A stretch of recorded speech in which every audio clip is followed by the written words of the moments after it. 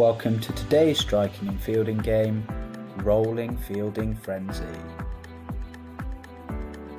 In this game, you will need some cones to mark out the playing area, a hoop for the batter to stand in, and some balls, the same number of balls as there are fielders. Set up your game as seen here in the picture with 3 to 4 fielders out of the playing area and 1 batter inside the hoop. The batter then rolls the balls out into the playing area as quick as they can. The batter then jumps in and out of the hoop as many times as they can, counting up their score. They do this until all the fielders have returned the balls back to the cone next to the hoop.